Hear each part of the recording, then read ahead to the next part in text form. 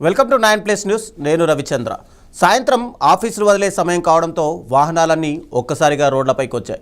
ఓవైపు వర్షం, మరోవైపు భారీగా ట్రాఫిక్ జామ్ కావడంతో వాహనదారులు తీవ్ర ఇబ్బందులు ఎదుర్కొంటున్నారు. వర్షాల నేపథ్యంలో జీహెచ్ఎంసీ అధికారులు అప్రమత్తమయ్యారు. రోడ్లపై నీరు నిలవకుండా ముందస్తు జాగ్రత్తలు చేపడుతున్నారు. ఎక్కడైనా నీరు నిలిస్తే వెంటనే తొలగించేందుకు సిబ్బందిని రంగంలోకి దించారు.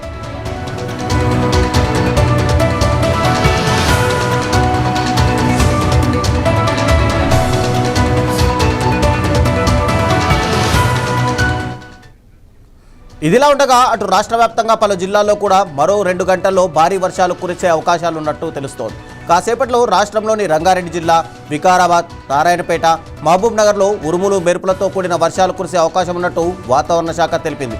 అలాగే మెదక్, సిద్దిపేట, నాగర్ కర్నూల్, నల్గొండ, యాదాద్రి భువనగిరి, ఆదిలాబాద్, నిర్మల్లో కూడా భారీ వర్షాలు కురిసే అవకాశం ఉందని పేర్కొంది.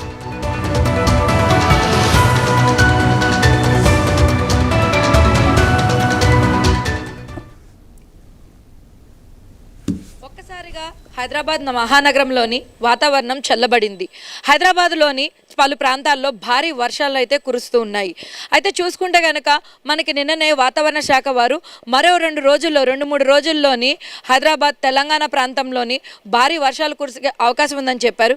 అయితే ఒకరోజు ముందుగానే మనకి ఇక్కడ వర్షాలు అనేవి ప్రారంభమయ్యాయి.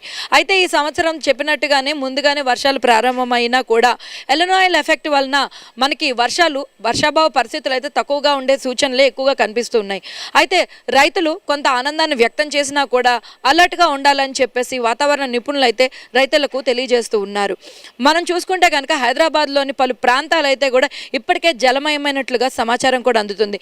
లోతట్టు ప్రాంతాల్లో ఉన్నటువంటి ప్రజలు కొంత అప్రమత్తతగా ఉండాలని జీహెచ్ఎంసీ అధికారులు అయితే సూచించబోతున్నట్లుగా మనకి సమాచారం కూడా ఉంది.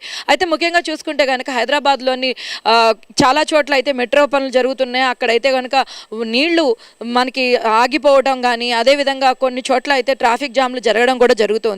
సో ఈ విధంగా చూసుకుంటే ఇన్ని రోజులుగా ఉన్నటువంటి ఎండలకు కాస్త ఉపశమనం లభించిందనే చెప్పుకోవచ్చు. కాస్త చల్లబడింది కాబట్టి హైదరాబాద్ వాసులందరూ కూడా ఈ వర్షానికి కొంచెం ఉపశమనం పొందుతున్నారని చెప్పుకోవచ్చు. ఇంకా ఈ వర్షాలు అయితే ఇంకా ఒక 2-3 రోజులు అయితే కొనసాగే అవకాశాలు ఉన్నాయి. అయితే వాతావరణ